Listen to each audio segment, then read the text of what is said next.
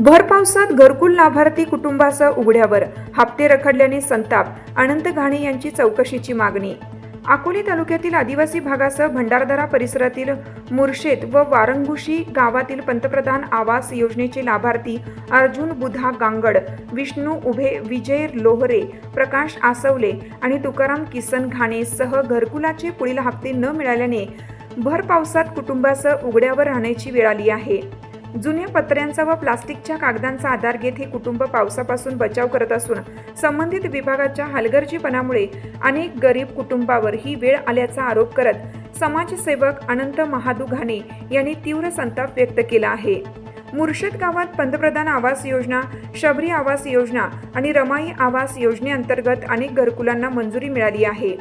पंतप्रधान आवास योजनेअंतर्गत अर्जुन बुधा गांगड हा सन 2024-25 मध्ये पात्र लाभार्थी ठरला. त्याला पहिल्या हप्त्यापोटी 15,000 रुपये मिळाल्यानंतर त्यांनी घरकुलाचे बांधकाम सुरू केले. दुसरा हप्ता मिळण्यासाठी आवश्यक असलेले कामाचे फोटोही त्यांनी ऑनलाईन अपलोड केले.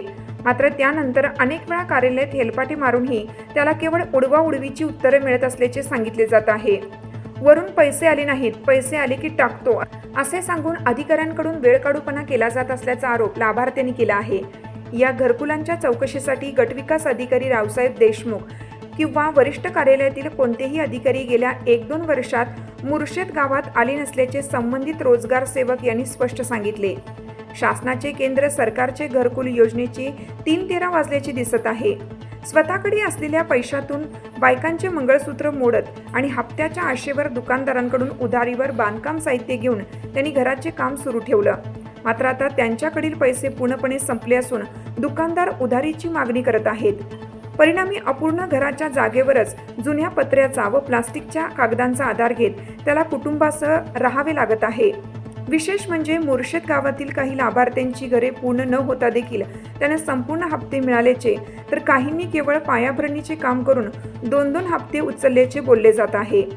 काही प्रकरणांमध्ये कोणतेही प्रत्यक्ष काम नसतानाही हप्ते वितरित झाल्याची चर्चा असून याबाबत येथील रोजगार सेवकांनी स्पष्ट माहिती नसल्याचे सांगितले आहे. यामुळे घरकुल योजनेत मोठा गैरव्यवहार, गोलमाल झाला आहे का असा प्रश्न उपस्थित होत असून प्रामाणिकपणे बांधकाम करणाऱ्या लाभार्थ्यांना हप्ते नाकारले जात असताना इतरांना कोणत्याही निकषावर हप्ते वितरित करण्यात आले याची सखोल चौकशी शासनाने व मुख्य कार्यकारी अधिकारी, गटविकास अधिकारी यांनी करत अहवाल जनतेपुढे आणावा. आदिवासी भागातील अनेक गावांमध्ये घरकुल लाभार्थ्यांची अशीच परिस्थिती असल्याचा दावा करत शासनाने या प्रकरणाची सखोल चौकशी करून दोषी कर्मचाऱ्यांवर कायदेशीर कारवाई करावी. अन्यथा बाधित लाभार्थ्यांना घेऊन पंचायतीसमोर आंदोलन छेडत उपोषण करण्यात येईल असा इशारा समाजसेवक अनंत घाणे व संबंधित लाभार्थ्यांनी दिला आहे. आम्ही प्रत्यक्ष मुर्शेद या गावी शबरी घरकुल, पंतप्रधान आवास योजनेचं घरकुल बघण्यासाठी आम्ही अर्जुन बुधा गांगड यांच्या घरी प्रत्यक्ष भेट दिली असता, प्रत्यक्ष इथं पाणी केली असता गेल्या 1 वर्षापासून यांचं घरकुल बांधकाम चालू आहे. हे घरकुल बांधकाम चालू असताना हे इथं पहिला फर्स्ट हप्ता त्यांना फक्त 15,000चा मिळालेला आहे. हे घरकुल सन 24-25 या वर्षात बांधण्यात आलेलं असून आजपर्यंत त्यांना सेकंड आणि थर्ड आणि फायनल हप्ता कोणताही भेटला नाही वर्षापासून. सदर या ठिकाणी चौकशी केली असता अर्जुन गांगड यांच्याबरोबर जे घरकुलं होते PM योजनेचे ते सर्वांचे हप्ते पडलेले आहेत आणि यांचंच बाकी आहे. तर प्रशासनाने इथं प्रत्यक्ष येणं गरजेचं होतं. कोण रावसाहेब असतील, शासनाने नेमून दिलेले असतील, माननीय BDO साहेब यांनी प्रत्यक्ष याकडे तातडीने लक्ष घालावं आणि शासनाचे निर्देश असताना घरकुलांचे कुठं हप्ते थकू नाही आहेत. घरकुलं चालू असतील तिथं गटविकास अधिकारी माननीय रावसाहेब जे घरकुलांचे घरं बघण्यासाठी नेमून दिलेले आहेत, इथं घरकुल सेवक जे आहेत त्यांनी येऊन प्रत्यक्ष बघायला पाहिजे का यांचे हप्ते का पडले नाही. तर यांची कोणतीही जबाबदारी नाही घेता आज हे फॅमिली पूर्ण आज उघड्यावर आहे. त्यांना राहण्यासाठी आडोसा पण नाही आहे. कुठंतरी छोटी त्यांनी ओरंडी तयार करून एक पडवी तयार केलेली आहे आणि पडवीमधील त्यांचं जे स्वयंपाकाचं साहित्य आहे ते सर्व ओरलचिंब झालेलं आहे आतमध्ये. आणि प्रत्यक्ष बघितलं असता यांना उघड्यावर येण्याची वेळ आलेली आहे, तरी शासनाने आणि प्रशासनाने हा प्रश्न गंभीर असताना यांच्याकडे दुर्लक्ष करत यांना वंचित लाभापासून वंचित ठेवण्यात आलेलं आहे. 23-24चं घरकुल असताना वंचित ठेवण्यात आलेलं आहे. तरी लवकरात न्याय द्यावा. अर्जुन गांगड यांचा जो अन्याय झाला आहे त्यासाठी प्रत्यक्ष गट विकास अधिकारी आणि जिल्हा परिषदेचे शिव साहेब यांनी प्रत्यक्ष यावं आणि घर बघावं. खरंच हे उघड्यावर आहेत. आज 4 महिने पावसामध्ये हे लोक राहतील कसे? आज एकही हप्ता नाही यांना बस सोडल्यानंतर, आणि त्यांच्यासाठी चौकशी पण करण्यात आली नाही. ही खेदाची बाब आहे. गेल्या 3-4 महिन्यापासून प्रशासनाने अकोला तालुक्यातील जे घरकुलांचे हप्ते रखडलेले आहेत, जे आदिवासी भागातील घरकुलं आज उघड्यावर येतात, वारुंशी असतील, वारी असतील, मुर्शेद असतील, रतनवाडी असेल, साम्रत असेल, आणि ज्या गावांमध्ये आज साध्या ताडपत्र्या टाकून जर PMचे घरकुलं जर अनुदान नसल्याने एवढं रखडलेत, तरी शासनाने याकडे लक्ष द्यावं. प्रशासनाने लवकरात निधी उपलब्ध करून जो निधी असेल तो यांना वितरित करावा आणि यांच्यावर झालेला अन्याय दूर करावा अशी मी मागणी प्रत्यक्ष समाजसेवक अनंत माधव घाणे करतोय. तरी आपण सर्व प्रशासनाने याकडे तातडीने लक्ष न दिल्यास हे कुटुंबांना आम्ही तालुक्यामध्ये गट विकास अधिकारी यांच्या दालनासमोर घेऊन आम्ही आंदोलन करू. तरी लवकरात लवकर प्रशासन लक्ष द्यावं आणि त्यांचे राहिलेले घरकुलाचे हप्ते लवकरात लवकर त्यांच्या खातीवर करावे अशी मी मागणी करतो. धन्यवाद. माझ्याबरोबर मुर्शिदमधले गांगड साहेब, जे त्यांच्यावर अन्याय झाला 24-25 मध्ये घरकुलांच्या बाबतीत, त्यासाठी मी प्रत्यक्ष त्यांच्या घरामध्ये आहे. तर गांगड साहेब, अर्जुन गांगड साहेब, आपण आज 24-25 मध्ये जे घरकुलं तुम्हाला मंजूर झालं, 15,000चा हप्ता मिळाला म्हणताय, त्याच्यानंतर तुम्ही किती वेळ अकोल्याला गेले आणि काय काय अवस्था झाली आणि तुम्हाला काय काय आश्वासन दिले एवढं आम्हाला कळव. आम्ही 2 टाइम गेलो अकोल्याला. तर त्यांनी सांगितलं का तुझा फोटो अपलोड नव्हता होत. मग मी इथून परत माझ्या सुनबाईला सांगितलं का तू फोटो काढून टाक, मला पाठव. तिथं त्यांना फोटो टाकला. मग नंतर दुसऱ्यांदा गेलो तर म्हणजे तुमचा फोटो अपलोड झालेला आहे, पण वरून पैसे नाही, शासनाकडे पैसे नाही, तुम्हाला पैसे मेच्या 15पर्यंत टाकून देतो. या अगोदर तुमच्याबरोबर जे घरकुलं झालेत त्या घरकुलांचे काही हप्ते पडले का आणि त्यांचे घरकुलं पूर्ण झाले का त्यांना हप्ते पडून? हा, त्यांचे पूर्ण झाले. त्यांना 15चा पडला, 70चा पडला, 30चा बाकीचा काही तो नाही पडलेला. म्हणजे 3 हप्त्यापर्यंत त्यांना साधारण पैसे पडलेले आहेत आणि तुम्हाला एकही हप्ता पडला नाही 15,000 दिल्यानंतर. यासाठी तुम्ही तुमचे रोजगार सेवक आहेत यांच्याकडे काय फोटो अपलोड केले का? हा हो, मग त्यांना आम्ही बोलवले इथे, मी फोटो आम्हाला अपलोड करून द्या. त्यांनी पण आमचे इथे त्यांनी दिले, पण ते म्हणायचे का तुम्हाला पैसेच नाही वरून आमच्या तारखेला. म्हणजे पैसेच नाही असं ते तुम्हाला कारण सांगितलं? पैसे असं तुमच्या कुटुंबामध्ये किती लोक आहेत आणि आज तुम्ही उघड्यावर आहेत, तर तुम्ही ह्या ढगफुटीमध्ये जे कालचं वादळी पाऊस झालं, एवढ्या 8 दिवसामध्ये वादळी पाऊस होतोय, त्याच्यामध्ये कसं दिवस काढले आणि काय अवस्था झाली आपली, थोडी अवस्था आम्हाला सांगावी. तसं घडलं ना सर, आम्हाला म्हणजे खरंच पूर्ण घरामध्ये पाणी चाललं होतं, पण आम्ही तसंच हे पत्रे लावलेले जिकडून तिकडून, त्याच्यासाठी मी इथून आम्ही काढली आणि तुम्ही पाणी काढून दिलं. इतकी अवस्था होती का कारण आम्हाला झोप नव्हती, माझं पूर्ण वडलं होऊन जायचं. म्हणजे स्वयंपाक सध्या बोललंय तुम्ही आतापर्यंत हे जे उभं केलेलं आहे हे कसं उभं केलंय आणि काय काय तुम्हाला अडचणी आल्या उभं करत असताना? ज्या वेळेस हे उभं करत होतो त्यावेळेस पावसाने असं, पण आम्ही जुनेच पत्रे आमचे टाकलेली होती. इकडून जमा केले. काय काय केलं तुम्ही जमा पैसे करताना? काय काय अडचणी आल्या आणि काय काय नाही? काय काय आता एवढं हे ऑनलाईन मटेरियल याच्या कामकाटातून आणलं होतं मी, तर त्यांची सुद्धा उधारी द्यायची बाकी माझी. आता किती हजार रुपये सध्या साधारण उधारी देणं आहे तुम्हाला? मला तरी 40,000 रुपये उधारी देणं बाकी. आता समजा इथं मटेरियल कशा पद्धतीने आणणार आणि काय करणार? आता मटेरियल आणायची हेच नाही, पण मग जर दिलं शासनाने तर आम्ही इथं तिथपर्यंत आणून ठेवू. आता तुमची जी अवस्था झाली गेल्या 1 वर्षापासून, तर त्या अवस्थेला जबाबदार कोण असेल असं तुम्हाला काय वाटतंय सध्या? मला शासनानेच शासनाने अधिकारी अधिकारी त्यांनीच हप्ते जरी वेळेवर इथं जे रावसाहेब कोणी आहे ती जे घरकुलं बघायला येतात ते कधी आणते का फोटो काढायला प्रत्यक्ष पाणी करायला? कधीच नाही आले. आजी आता 4 महिने तुम्ही कसे काढणार? आता कसं करणार आहे? आधीच करणार आहे म्हणून काय आता राहील सोय नाही. आता जयशी पाऊस सुटला का की आतमध्ये पाणी जाणार आहे. बारीक बारीक पोरं घेऊन पोरांचं याल मोठे तुमचा जर विचार शासनाने प्रशासनाने नाही केला, गट विकास अधिकारी आणि त्यांच्या कार्यालयाने जर नाही केला तर उद्या तुम्ही आंदोलन करणार आहात का आणि तिथं उपोषणाला बसाल का? बसून आता इथं राहण्यापेक्षा तिथं जरी सोयीस्कर होईल आम्हाला उपोषण म्हणजे काहीतरी आम्हाला भेटेल. याच ठिकाणी आलेल्या त्यांच्या व्यथा जाणत असताना एक दुःख हे होतं का गेल्या 3-4 महिन्यामध्ये आदिवासी भागात जे घरकुलांचे हप्ते थकीत आहेत आणि जे कोणी याला जबाबदार असतील तर शासनाला माझी विनंती आहे का तुम्ही लवकरात लवकर याचं घरकुलांचा प्रशासकीय आणि शासकीय स्तरावरून पथक नेमून तपास करावा. जे ज्यांच्यावर अन्याय झालेत आणि ज्यांच्या घरकुलांना निधी आलेला आहे आणि जे निधी नको त्यांना वर्ग झाला आणि ज्यांना खरंच निधीची गरज आहे त्यांना निधी का आला नाही याची तपासणी करून जे त्याच्यात दोषी असतील ते कर्मचाऱ्यांवर प्रशासकीय कारवाई करावी अशी मी मागणी करतो. थांबतो. जय आदिवासी, जय महाराष्ट्र.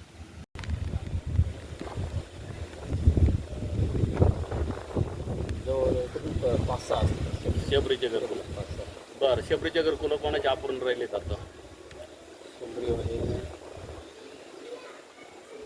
का पावसामध्ये त्यांना हप्ते पडायला पाहिजे होतं. आता पावसामध्ये ते घरं अपूर्ण आहे ते आणि त्यांचे कामं झालेच नाही. अशी अवस्था किती झालं काय बरं का नेमकं, काही लोकांचे पहिले हप्ते पडले, हां त्यांनी पाया बांधला आणि नंतर काय झालं, पायाचा फोटो गेल्यानंतर दुसरा हप्ता हा म्हणजे रेग्युलर पडायला पाहिजे.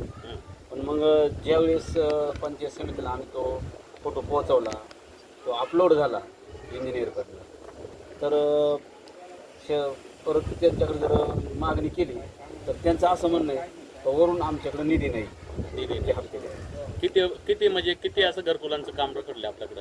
एक पीएम योजनेचे असतील, शबरीचे असतील, जवळजवळ ह्या टप्प्यामध्ये आहे ना तरी 40 घरकुलं चालू आहेत सध्या टप्प्यामध्ये. म्हणजे तिन्ही योजनेचे घरकुलं हे 40 चालू आहे. आता उघड्यावर घरकुलं किती आहेत? एक कुटुंबात मी अर्जुन गांगड जिथे गेलो, अर्जुन गांगडे, विष्णू उभे पाठीमागच्या वाडी, ते विष्णू उभे, प्रकाश आसवले यांचे घरकुलं म्हणजे आता सध्या भिंती बांधलेल्या आहेत त्यांनी पुढे कामं झालीच नाही. आता निधी पैसा नसल्यामुळे शेतकरी करू शकत नाही. म्हणजे शासनाने कोणत्या प्रकारे फोटो अपलोड केले नाही. म्हणजे त्यांचं असं त्यांच्या स्तरावर आम्ही फोटो पाठवले जे माझ्याकडे जे काम आहे माझ्या मोबाईल. मला एक सांगा, इथं गट विकास अधिकारी माने साहेब किंवा संबंधित TPO ग्रामपंचायत विस्तार अधिकारी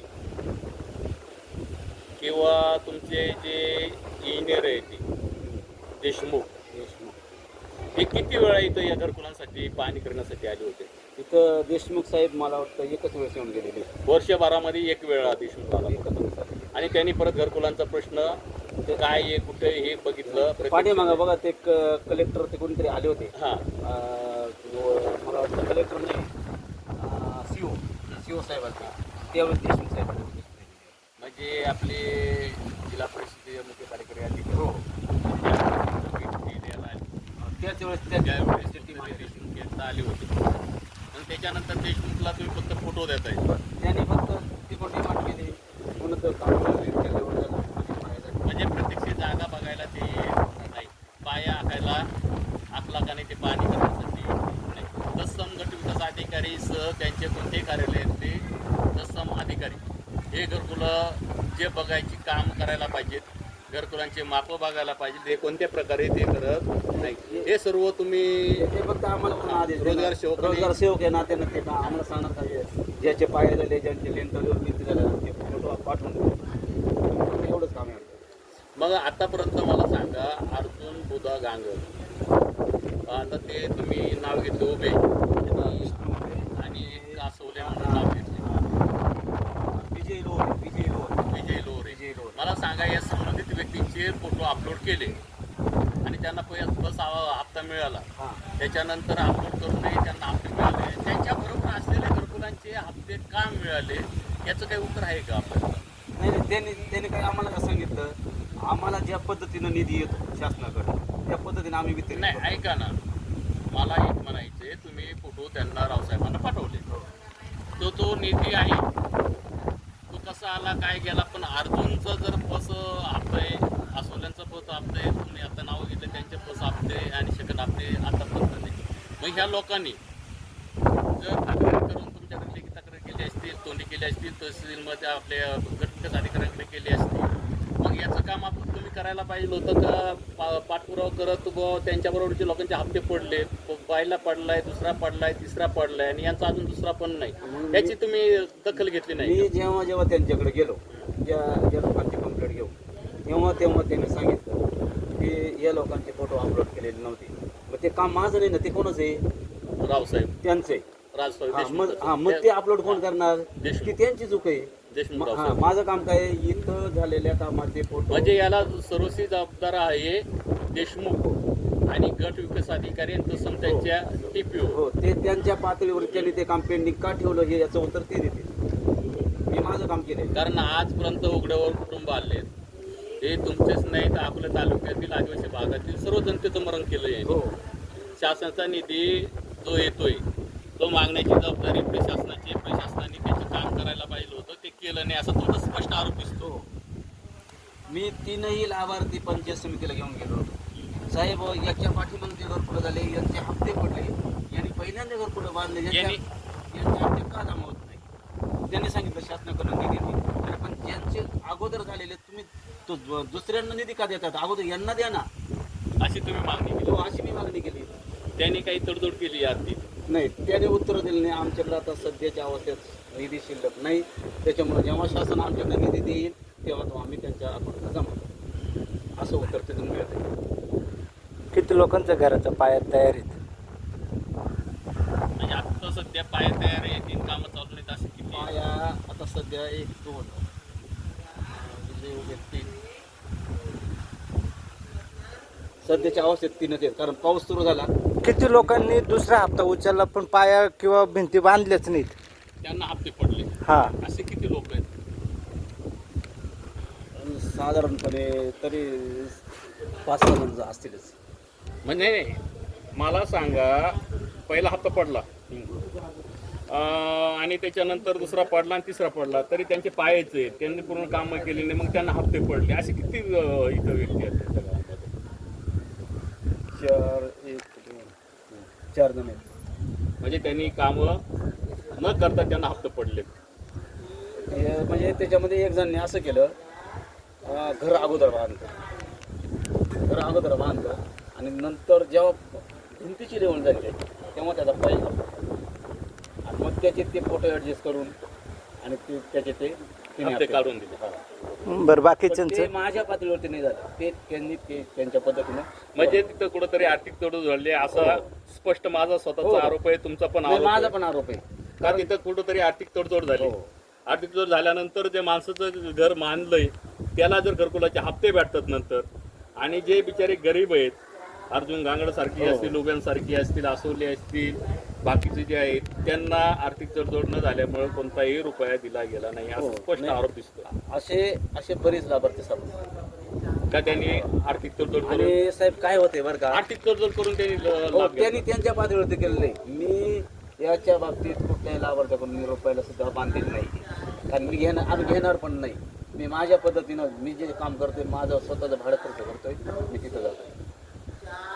गावातल्या कुठल्याही लाभार्थ्यानं माझ्या विरोधात तक्रार केली त्याला मी बांधील राहील. म्हणजे तुमच्या स्पर्चे पर हे हप्ते काढण्यात आले. हो, त्याला जबाबदार ते त्या म्हणजे पातळीवर. तिथं रावसाहेबांनी येणं भाग होतं, त्यांच्या घरी जाणं हो. भाग होतं, रोजगार सेवकडून तिकडं पाहणी करायला पाहिजे होती. हे न करता डायरेक्ट त्यांनी तिकडचे तिकडचे पर हप्ते काढून तिकडे मोकळे झाले. म्हणजे याचा अर्थ तिथं तडजोड हो. आर्थिक झाली. हो, मग त्यांनी हा त्याच्या गंभीर पातळीवर- आरोप आहे. हो. आणि याची कुठंतरी शासनाने, प्रशासनिक गट विकास अधिकारी साहेब, माने साहेब, माननीय मुख्य कार्यकारी साहेब यांनी खरीच याकडे लक्ष द्यावं. आणि हे गरीब कुटुंब जे आहेत, घरकुलं ज्यांच्यासाठी आहेत आणि गरीब लोकांसाठी आहेत, आणि त्यांच्याकडेच आज तडजोडीसाठी पैसे नाही आहेत, तर ते आज पैसे घेऊन आणि लगेच घर बांधू शकत नाही. त्यांच्यासाठी घरकुलाचे जे हप्ते पडायला पाहिजे, जे अन्याय झाला आहे याच्यावर मुख्य कार्यकारी अधिकारी यांनी समिती नेमावी आणि समिती नेमून गटविकास अधिकारी यांनी चौकशी अहवाल तातडीने तयार करून शासनाला सादर करावा का इथं नेमकं गोंधळ काय चाललो आहे आणि लोक का आपले आर्थिक परिस्थिती गांजल असताना त्यांच्यावर अन्याय का होतो याची सर्व शासनाला याची माहिती द्यावी अशी मी समाजसेवक अनंत माधव घाणे मी विनंती करतो. आणि जर अन्यायाविरोधात जर मुख्य कार्यकारी अधिकारी गट विकास अधिकारी यांनी लक्ष न दिल्यास हे सर्व कुटुंब घेऊन मी पंचायत समितीच्या दालनामध्ये मोठं उपोषण करायच्या तयारीत आहे. तरी याची दक्षता घ्यावी अशी मी विनंती करतो.